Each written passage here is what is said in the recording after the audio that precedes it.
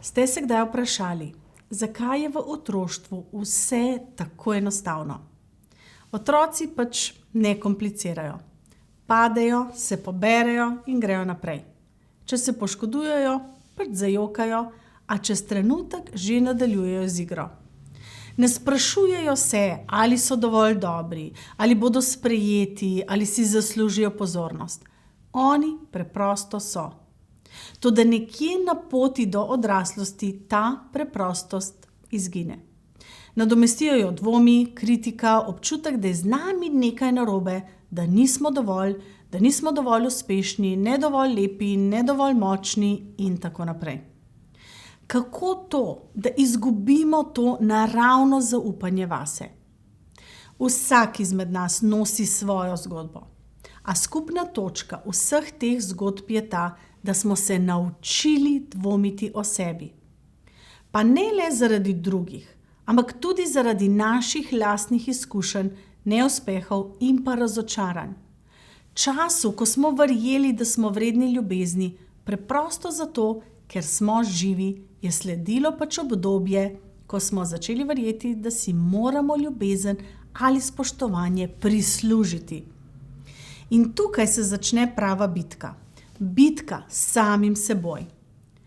Pot do obnovljene samopodobe je pot v bistvu vrnitev k sebi. Ni hitra in vsekakor ni preprosta. Je proces, v katerem se učimo spet videti sebe kot bitje, ki je vredno ljubezni, spoštovanja in sočutja.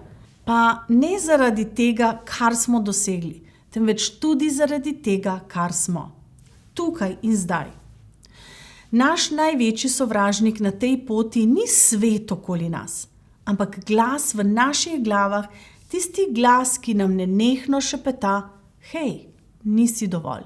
Ampak, ali ste se kdaj vprašali, od kod prihaja ta glas? Jaz sem se.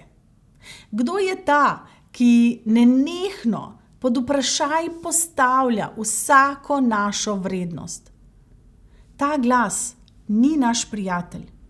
Ta glas je odmev preteklosti, odmev kritik, neuspehov in travm, ki je našel prostor v naši glavi. Toda ta glas ni naša resnica.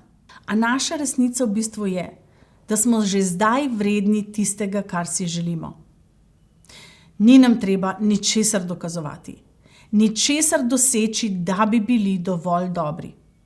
To je prva stvar, ki jo moramo spoznati na poti do obnovljene samopodobe. Vredni smo že zdaj. Ko se enkrat odločite, da boste ta glas utišali, se začne tudi preobrazba. Na začetku je težko, priznam. Tisti, ki ste se ga že navadili poslušati vse življenje, ne bo kar tako odnehal ali utihnil. Ampak ne pozabite, niste sami. Mnogi ljudje gredo skozi podoben proces. In vsakdo, ki je prehodil to pot, vam lahko pove isto stvar.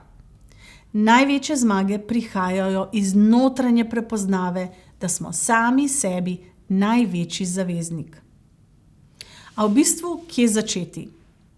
Ena najmočnejših tehnik je, da začnete zavestno zavračati misli, ki vam pač ne služijo. Ko se ujamete v dvom, kritiko, si postavite preprosto vprašanje. Je to, kar sem ravnokar slišala, res? Kdo pravi, da nisem dovolj? Kdo v bistvu postavlja te standarde?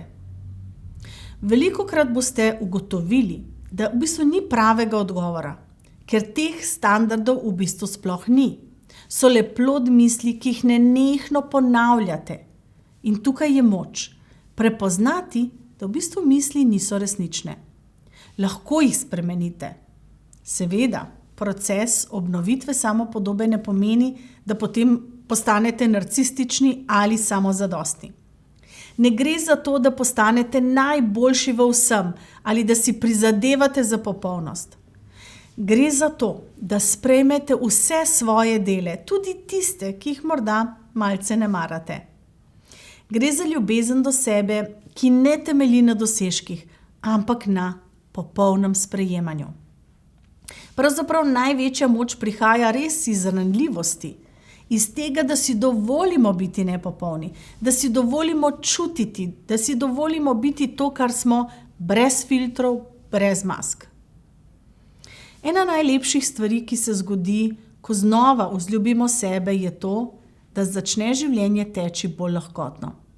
Pa ne zato, ker bi postali popolni ali ker bi izginili vsi naši problemi, ampak zato, ker prenehamo živeti v skladu z zunanjimi merili.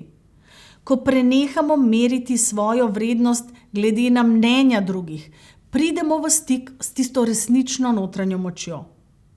Nič več ne iščemo zunanje potrditve, ker vemo, da je vse že v nas, vse, kar potrebujemo. Zato vas spodbujam, da si dovolite, da začnete ta proces. Da znova vzljubite sebe. To ni cilj, to je pot. Je vsakodnevna odločitev, da boste prijazni do sebe. Da si boste odpustili svoje napake in da boste svoje življenje gradili na temelju resnice, ne pa misli laži. Ker če ena stvar drži, je to, da vi ste dovolj.